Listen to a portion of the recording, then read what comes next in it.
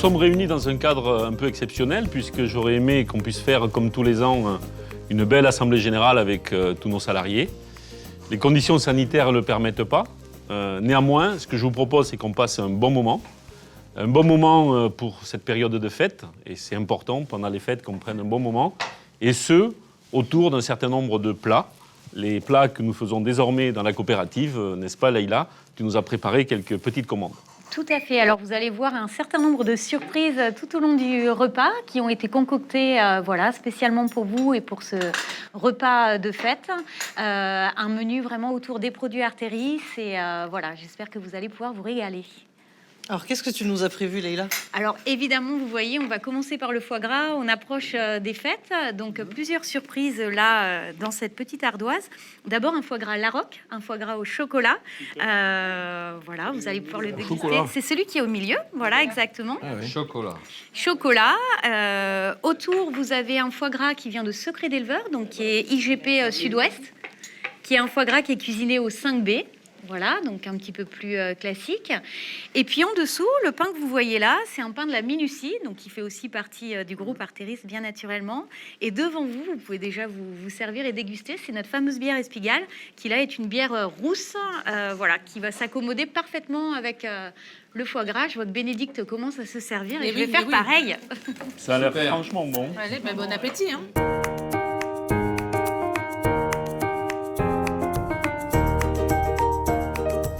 Ricard, à propos de foie gras, qu'est-ce que tu peux nous dire de ton année? Ça s'est passé comment? Quel est ton regard? Puisqu'on parle de foie gras, année très compliquée en canard, qui était déjà compliquée en soi par rapport au déséquilibre offre-demande, avec un excédent d'offres qui a tiré les prix vers le bas, mais qui a difficulté aussi les sorties et les ventes. Et depuis la Covid et le confinement, forcément, l'arrêt des restaurants ne nous a pas facilité la tâche. Et voilà, c'était une année compliquée. Par contre, je dirais, sous les autres espèces, le volaille fermière et lapin, on a beaucoup moins souffert et on s'est plutôt bien tiré de cette situation compliquée. Et toi, Eric, de ton côté, comment ça s'est passé? Moi, je fais le même constat que Ricard, ça a été mitigé. Donc, toutes les productions animales qui avaient un lien direct avec la boucherie traditionnelle, ou le commerce traditionnel, ça s'est bien passé, ça a été plus compliqué pour le reste. Et à ce sujet, donc, en particulier, ça s'est très très bien passé en ce qui concerne le bœuf, en particulier le bœuf haut de gamme. Et c'est quelque chose qu'on cherche à développer et qu'on a mis donc à l'honneur, en particulier en participant à de nombreuses foires ou concours. Et cette année, je vais vous raconter une anecdote, c'est qu'on a eu une chance inouïe, c'est qu'on a organisé pour la 3e année, la foire de Montgiscard. Et je pense qu'à l'heure où je vous parle, c'est le seul concours national digne de ce nom qui a pu avoir lieu, puisqu'on l'a organisé 7 jours avant le confinement. Ça, c'est bien. On a eu le droit de le faire, et toutes les grosses foires qui sont arrivées derrière, il n'y en a aucune qui a pu se tenir. Oh, vous avez de la chance, hein?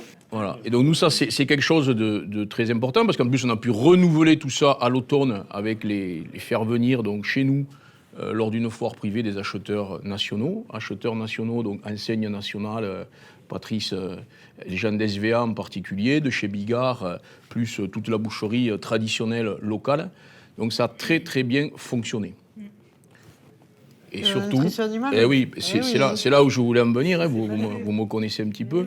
Donc c'est que exactement, et le lien direct avec la nutrition animale, donc c'est sur cette production-là qu'on le fait, puisque aujourd'hui donc on a donc toute une gamme de produits enrichis en oméga 3, et donc on fait le lien direct entre nutrition animale, production animale. Et donc, c'est sur ces concours qu'on montre à la fois ce qu'on sait faire et également donc, d'autres animaux qui ne nous appartiennent pas, mais qui appartiennent à des clients qui sont présentés, qui gagnent des prix. C'est là-dessus qu'on communique. Et les commerciaux derrière, ils assurent leur progression en apportant la preuve de ce qu'ils font.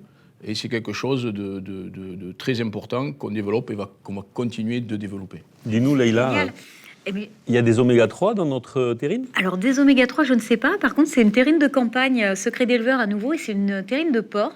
Voilà, que je vous invite à déguster. Eric Vous Duport. allez voir qu'il est très bien relevé, voilà, en épices, en aromates, marjolaine, thym, coriandre notamment. Et oui, je vois que tu allais rebondir, Christian, toi aussi sur le porc. Ah oui, absolument. Ben oui, quand vous parlez de porc, ben ça fait plaisir parce qu'on pense à notre Pyrénéus, Ah, bien. donc, où cette année encore on a fait donc 13% de plus de commercialisation de porc. Donc autour de cette marque, en particulier commercialisée sur le secteur de Perpignan. Donc ça a été vraiment les points positifs donc, de l'année.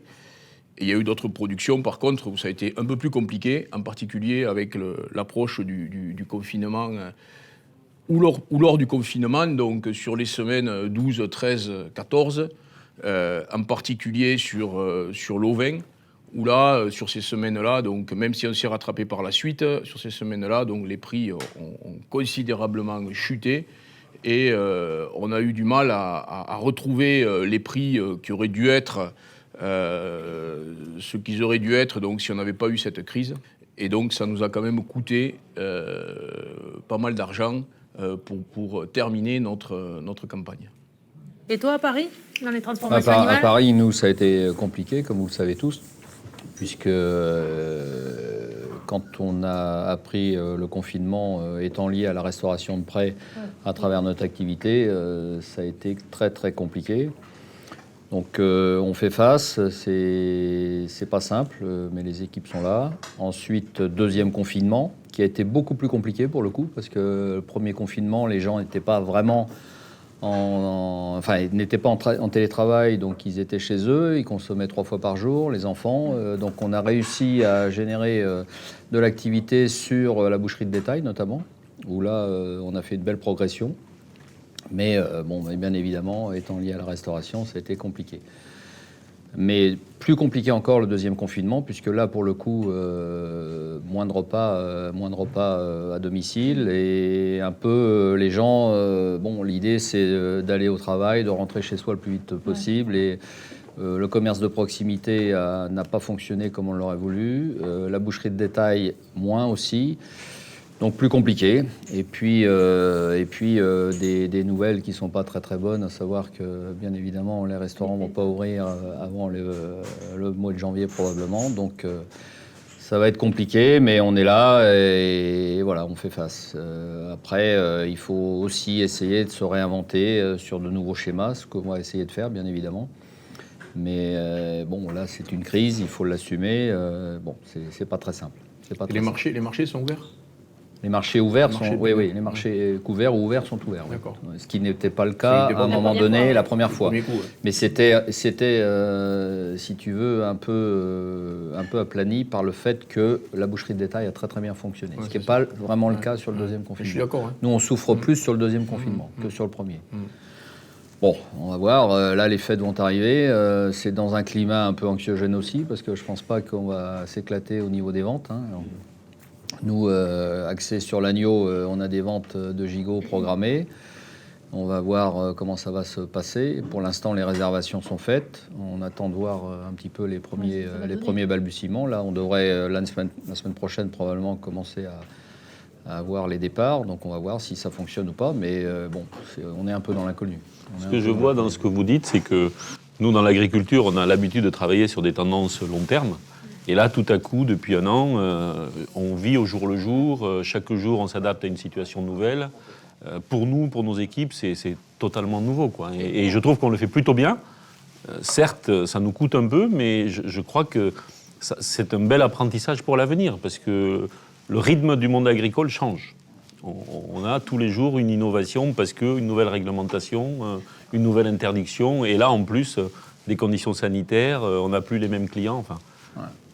Je pense qu'il va falloir s'habituer à ce... Alors, en espérant qu'on n'ait pas des crises annuelles de ce type, mais il va falloir s'habituer à se réinventer de toute façon, quoi qu'il arrive.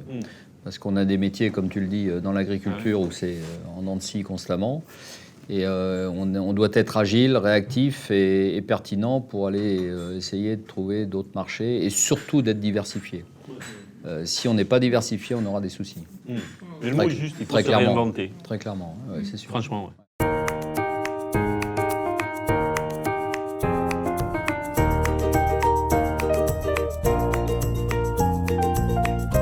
Donc on a parlé beaucoup de viande, hein, la volaille, le bœuf, l'agneau. Mais je vois qu'on a du poisson, Leïla. Qu'est-ce que Et tu oui. nous as prévu? Alors c'est de la truite, figure-toi, c'est de la truite des Pyrénées qui vient de l'atelier de Larocque à Montauban. Et c'est une nouveauté qui est fumée, comme les saumons d'ailleurs, dans l'atelier de Montauban. Ah, super. Super. Voilà, bon appétit. Merci. Merci. Et du coup, on a parlé de tous les métiers, Christian, mais qu'est-ce qui s'est passé dans les productions végétales cette année? Alors cette année, les productions végétales, pour lesquelles on avait quelques préoccupations, vous connaissez l'histoire des contraintes de production, l'histoire de la réglementation et l'inquiétude sur la conversion de nos territoires. Et au final, ça s'est plutôt bien fini. Les semences qui étaient en difficulté ont mis en place une nouvelle organisation, ont retrouvé beaucoup de clients et de donneurs d'ordre, et au final, ça se solde par un retour au niveau des années précédentes, ou quasiment. Donc c'est plutôt la très bonne nouvelle et ça donne quelques perspectives, franchement. Franchement, ça soulage parce que c'était un moment difficile pour nous. Sur les légumes, on a eu peur et franchement, il s'est passé un truc extraordinaire. Les asperges, une petite activité dont j'entends parler toujours en difficulté, est-ce qu'on la garde, est-ce qu'on la garde pas? Et là, au moment où le confinement arrive, on est à la veille de la récolte et on se dit qu'est-ce qu'on fait? On récolte ou on récolte pas?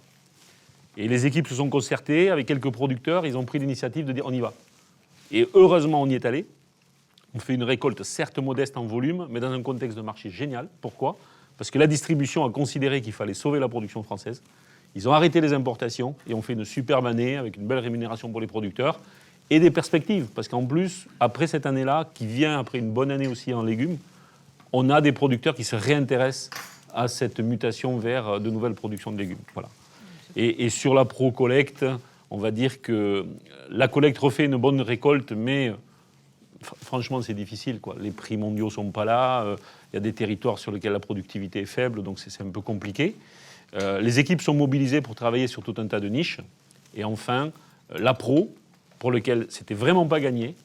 Le confinement arrive, il fallait livrer tous nos producteurs au moment où tout était arrêté. Les équipes ont super bien réagi, tout le monde a bossé. On a livré tout le monde, on a plutôt eu même des félicitations et des remerciements d'un certain nombre de producteurs en disant vous avez livré à l'heure, enfin, c'était vraiment génial.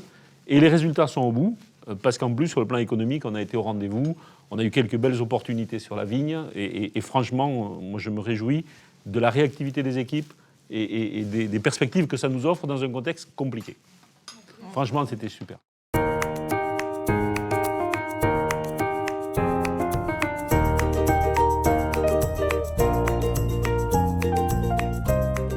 Alors on a parlé des métiers, du pôle agricole, du pôle agroalimentaire. Côté back-office, et en particulier marketing, comment ça s'est passé pour toi, Leïla? Ben écoute, très bien. Donc comme vous le savez, hein, l'équipe marketing est toute fraîche, toute neuve. Et voilà, on fait en sorte de continuer dans cette notion de convivialité et de plaisir autour de la table, plaisir partagé, je crois, depuis le début du repas, à accompagner nos marques. Ce qui est sûr, c'est que dans le portefeuille produit, on a vraiment des petits trésors, des petites pépites qu'on pousse et qu'on met en avant. Et le travail qu'on a mis en œuvre depuis l'année dernière, c'était vraiment de penser les marques, les gammes, les produits, les portefeuilles, de manière à les restructurer, à donner à chacune des marques du groupe une identité propre et une personnalité. Donc que ce soit Label Chorienne, Mon Bon Bio, comme les raviolis qui commencent à être servis autour de cette table, qui sont des raviolis 100% bio de la marque donc Mon Bon Bio, Secret d'éleveur, les Boris du Périgord, De Vous à Nous notamment. Chacune a sa personnalité et chacune a son réseau de distribution, d'attribution, j'allais dire. Donc voilà, donc c'est vraiment ce à quoi on s'est attelé, en n'oubliant jamais une notion très importante dans le groupe, qui est celle de la RSE, donc responsabilité sociétale et environnementale, et en faisant bien attention dans le cadre de la création des produits à être respectueux de cette RSE, et notamment pour jouer local et coopératif avec Espigal, à travailler des produits 100% Occitanie, par exemple. C'est bien, c'est une belle année. Et toi, Bénédicte, la communication, ça a dû être une année particulière. Oui, c'était un peu triste tout net sur la communication. Bon, on avait annoncé en grande pompe l'année dernière un méga événement qui devait être festif et qui devait réunir tout le monde. Bon, mais du coup, Covid oblige, on a été obligé d'annuler.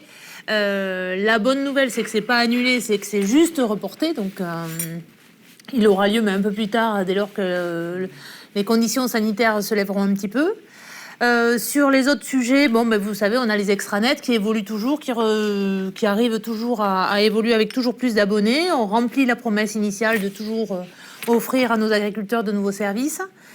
Et puis le dernier sujet, c'est les podcasts, où on a fait cette année un format plus court qui a très bien marché pendant le confinement, où on a eu de belles écoutes. Donc une interview unique avec un journaliste qui assume l'interview. Et là, pour relancer et redynamiser tout ça, on reviendra vers les collaborateurs cette année pour s'assurer des thèmes qu'ils voudraient voir abordés ou de la forme que ça pourrait prendre pour redonner une nouvelle dynamique un peu à ces podcasts. Voilà. C'est chouette. Et toi, Yasmina, je me demandais, parce que c'est une année particulière quand même avec la crise, quel enseignement as-tu tiré côté RH? Ah oui, ça a été clairement une année de crise. Hein. Vous l'avez vu, ça a été une année très très particulière. On a tout fait et vous y avez contribué, le COMEX, puisqu'on a mis en place ces cellules de crise avec pour seul objectif d'être proche des salariés. Donc on a cherché à les accompagner sur tous les plans. Sur le plan de sécurité, ensemble, on a fait le choix d'investir massivement pour les protéger, les salariés. Ceux qui étaient en première ligne, on a réadapté toute notre organisation pendant cette période de crise. Et ça, du jour au lendemain. Du jour au lendemain, on a mis 250 salariés en télétravail. On a revu les organisations dans les magasins agricoles, dans les magasins de grande distribution. On est allé chercher, dans une période de forte tension, des plexiglas pour les protéger, les clients qui venaient. On a acheté des masques dans une période où on n'en trouvait pas. Donc ça a vraiment été l'année très particulière là-dessus. On pensait que ça allait pas durer, puis finalement on y est encore. On est en décembre et on y est encore. Et donc on continue à les accompagner avec un seul objectif, les protéger et la sécurité des salariés. Donc on le fait sur tous les plans. Équipement de protection individuelle. Vous trouvez partout du gel hydroalcoolique, on fait du nettoyage régulier, etc. etc. On a continué de travailler sur la sécurité des salariés. Tout le monde a bien conscience et on appuie fortement avec les managers, les quarts d'heure sécurité, la C2SCT pour continuer à protéger nos salariés sur ce plan-là. Pendant cette période de crise, avec l'aide de Bénédicte et de toi, Leïla, on a pensé que c'était important de maintenir le lien avec les salariés. Donc on a mis en place la newsletter hebdomadaire pour maintenir le contact et que tous les salariés sachent ce qui se passait. Ce qui n'était pas évident. Ce qui n'était pas évident, dans une période avec autant d'incertitudes, c'était compliqué. Et puis, on a fait le choix aussi, ensemble, d'accorder une prime, et on les accompagnait sur le plan financier, la fameuse prime Covid, pour tous les salariés qui étaient en première ligne. Et ça, c'était vraiment un acte exceptionnel, puisqu'on ne l'avait pas prévu. Et on l'a fait dans une période d'incertitude, parce qu'on tenait à remercier les salariés qui se déplaçaient tous les jours, puisque là, on était vraiment dans une période où personne ne travaillait. Enfin, la première période de confinement, c'était vraiment très particulier. Et compliqué. Mais le point positif de cette période, c'est que ça a permis de mettre en valeur les missions que chaque salarié assumait au quotidien. Et on a même été remercié par le gouvernement qui nous a écrit, qui a écrit à toutes les coopératives, pour nous encourager à continuer notre activité et nous rappeler qu'on était une activité essentielle à la vie de la nation. Donc en ça, c'était important qu'on se le partage et qu'on le partage et qu'on le rediffuse aux salariés. Il faut se le dire, exactement. Ce qu'il y a eu aussi, Yasmina, c'est la solidarité entre équipes, qui était très importante. Que pour ceux qui étaient, on va dire, tout le temps sous le front, avoir d'autres collègues, d'autres services qui viennent t'aider, c'est quelque chose qui a été vraiment remarquable et que je pense qu'il faut souligner parce que c'est quelque chose de vraiment très important. Nos salariés, on peut le dire, ils incarnent vraiment les valeurs du groupe. Et la solidarité, comme tu dis, à travers ce qui s'est passé à la Bellechaurienne, où des équipes de back-office sont allées aider les équipes de la Bellechaurienne. Et spontanément. Et volontairement. Ils se sont manifestés justement pour venir et dire... parce que quand tu es derrière un ordinateur, aller mettre des haricots dans une boîte, c'est quand même pas évident pour tout le monde. Et ça a été fait spontanément, quoi. Et ça, c'était un bel exemple de la qualité de nos salariés. Donc ça, bravo à eux. Et pour le nerf de la guerre, Madame la directrice financière, écoutez, on s'en est pas aussi mal sorti que ça. Je dirais que on pouvait craindre pire. Vous l'avez vu entendu avec Patrice et avec Ricard tout à l'heure. On en a bien parlé sur le pôle agroalimentaire. Ça a été compliqué. Mais le groupe, il est solide financièrement. On a des fonds propres importants, on a un niveau de dette faible. Nos partenaires, et surtout les partenaires financiers, sont rassurés sur la sécurité financière du groupe. Donc on est solide, on a les reins solides, tout va bien. On a su supporter la première crise du confinement. On supportera la deuxième, malgré les difficultés opérationnelles dans les métiers. Et ça, je pense que c'est important de le retenir. Voilà, on a aussi cette chance-là, parce que c'est une vraie chance dans ce contexte de crise, d'avoir un bilan solide. Et puis, on peut dire aussi que le fruit de la stratégie des dernières années arrive, en fait, puisque l'année dernière, c'était le pôle agricole qui était en difficulté. On était bien content d'avoir les bons résultats de la Belchorienne et du pôle de Rungis, notamment sur la viande, qui nous avait sauvé le résultat de l'exercice précédent. Et cette année, c'est l'inverse. Cette année, on a eu des difficultés dans les métiers du pôle agroalimentaire et le pôle agricole, comme le disait Christian, qui s'est bien redressé. Et c'est vraiment un sujet de satisfaction. Là aussi, c'est un vrai point d'appui et ça conforte finalement ce qu'on a mis en place sur les dernières années. Les chiffres, finalement, traduisent ce qu'on s'est dit tous et ce qu'on essaie de mettre en place dans le groupe. Et enfin, des salariés, parler de nos équipes quand même, puisque ça a été un peu compliqué à gérer. Du jour au lendemain, tout le monde en télétravail, les équipes informatiques qui ont dû réagir au pied levé pour équiper tout le monde, des équipes dans les back-office qui se sont trouvées à travailler chez eux, pas tous, donc avec des ressources réduites. Et par contre, voilà, moi ce que je peux constater, c'est, on l'a dit tout à l'heure, des équipes motivées sur qui on a pu s'appuyer et surtout on a su garder le lien. Et moi je retiendrai quand même un point positif de cette période un peu compliquée, c'est que finalement, malgré notre taille, parfois on nous le reproche, notre structure un peu lourde, on a été agile, on a su réagir et ça je crois que c'est grâce à tout le monde et franchement je pense qu'on peut aussi se dire les choses bien malgré un peu le contexte. C'est bien de regarder ça et de se le redire, exactement.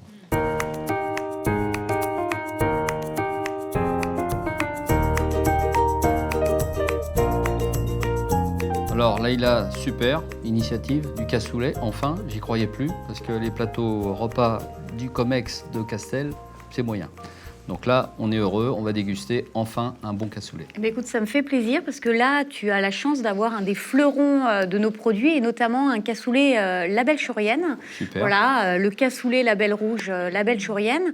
Pour le coup, ce qui est important de vous dire à nouveau, c'est que le cassoulet n'est pas présent que en grande distribution avec label Chorienne, mais aussi dans notre réseau distributif et dans nos boutiques, notamment avec la marque Larocque. Donc voilà, j'aurais pu aussi choisir un cassoulet Larocque à vous faire déguster. Mais régale-toi. Écoute, ça me fait plaisir. Je viens de Paris spécialement. Donc, Mais tu as franchement raison de parler de la distribution, parce qu'il y a aussi des produits du terroir dans le réseau de distribution qui distribuent du cassoulet. Et franchement, je crois qu'il faut qu'on se le dise. Ces équipes-là ont dû vivre des moments très compliqués avec le confinement. Ils ont su s'adapter, réagir. Les magasins sont restés quasiment tous ouverts tout le temps. On a réduit les temps, on a mis les distanciations, on a organisé les rayons en fonction des règles qui changeaient tous les jours. Yasmina en parlait tout à l'heure, de la période compliquée de gestion, des obligations réglementaires que nous avions à ce moment-là. Et au final, parce que les équipes ont été efficaces, agiles, à l'écoute du client, on fait les meilleurs résultats qu'on n'a jamais fait. Bravo à eux, franchement.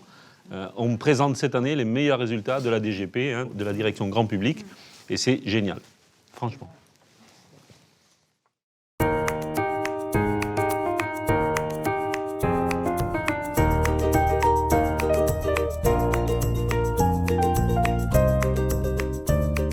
Finalement, il y a une chose à retenir de cette année, c'est que nos salariés, ils ont réussi à faire preuve d'agilité, de réactivité dans une période de crise. Et notre groupe, d'une grande taille, il a su se rendre efficace dans une période des plus compliquées. Oui, je te rejoins, effectivement, c'était un point important. Et c'est d'autant plus important que ça va nous aider dans la suite de nos projets pour continuer à organiser le groupe, à le structurer, à intégrer les croissances externes, à faire en sorte qu'on pilote mieux, qu'on soit mieux intégré. Donc ça, on a encore une belle feuille de route devant nous à écrire. Et il faut qu'on continue dans ce sens-là. Mais pour ma part, vous le savez, je quitte le groupe là dans quelques jours pour une nouvelle aventure un peu plus perso. Cela étant, je laisse un groupe dynamique, en plein essor, avec toute l'énergie qu'il faut pour faire face à la crise, et ça l'a prouvé. Et puis aussi une belle lisibilité, mais je suis confiante puisque c'est Leïla qui reprend le flambeau de la communication et qui gardera le côté dynamique et audacieux qu'on a su donner à cette communication. Et bonne continuation à tous. Merci. Et merci Bénédicte. En effet, moi je suis absolument ravie de reprendre tout ce pan de la communication pour le groupe, avec une très belle nouvelle pour 2021. Ça va être la naissance de la boutique physique Meaux Marché Occitan, qui existe déjà en digital depuis peu.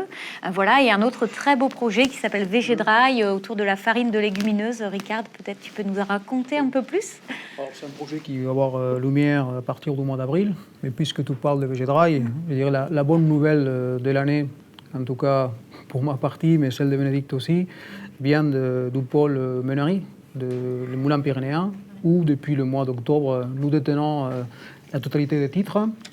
Ça fait des années que c'est un dossier complexe, compliqué. Finalement, on arrive à en sortir avec, je dirais, la possibilité maintenant d'avoir les manettes sous l'ensemble, de bien structurer cette filière qui est assez importante au sein d'Artéris, et surtout donner, au-delà de la visibilité d'entreprise, une visibilité aux salariés qui ont vécu des années assez compliquées dans ces contextes. Et aujourd'hui, voilà, on peut respirer un peu plus librement.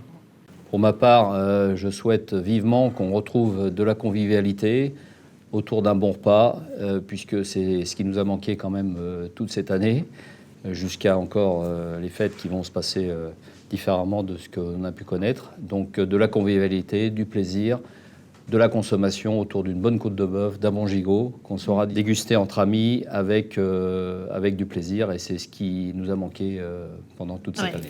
Ouais. Patrice, quand tu parles de côte de bœuf, je me tourne vers Leïla. Donc on compte sur elle pour nous développer une belle marque bœuf, et sur toi pour vendre notre viande haut de gamme sur les boucheries traditionnelles parisiennes. Bah écoute, on essaiera de faire face à ta demande et à ce beau challenge. Si tu n'es pas à la hauteur... Ouais, tu m'en reparleras. Mets-nous des bonnes bêtes, on va y arriver, il n'y a pas de problème. Franchement, je le souhaite qu'on ait une vraie reprise de la consommation, on l'attend tous. On est un groupe alimentaire avant tout. Notre activité dépend de ce qui va se passer dans les centres de consommation, dans la RHF, dans les restaurations. On est dépendant de tout ça. Par ailleurs, on a démontré, et je crois qu'il faut tirer les enseignements du passé, qu'on était capable de tenir le groupe à flot, même quand c'était compliqué, de se donner des perspectives et de s'adapter à des conditions nouvelles. Je crois que ça aussi, il faut savoir tirer les leçons de ces expériences-là pour se projeter. Franchement, je vois que vous avez plein d'idées, j'en ai aussi. Je réaffirme clairement ce qu'on a pu dire, c'est que la valeur, il faut qu'on aille la chercher chez le client, chez le consommateur, que l'agroalimentaire est un levier de croissance qui reste important pour nous, que l'agriculture n'aura de sens sur nos territoires que si on s'est valorisé par l'agroalimentaire et la distribution alimentaire. Je ne vais pas reprendre ce qu'on a tous dit. Et je crois franchement qu'on peut s'apprêter aujourd'hui à passer de bonnes fêtes, parce qu'on sait que demain, ça sera forcément mieux et qu'on a plein de possibilités dans le groupe. J'y crois vraiment, vraiment, vraiment. Sur ce, je vous souhaite franchement, à vous tous qui avez mouillé la chemise tout au long de l'année, de passer de bonnes fêtes, franchement. Je pense qu'on a besoin de ça. On a besoin d'un équilibre, et à vous tous, entre vos familles et nos challenges professionnels. Et j'espère vous retrouver en début d'année en pleine forme. Merci. On n'a plus qu'à trinquer à l'avenir de la coopérative et aux salariés. À la santé du groupe. Santé. Et bonne fête à tous. Bonne fête à tous.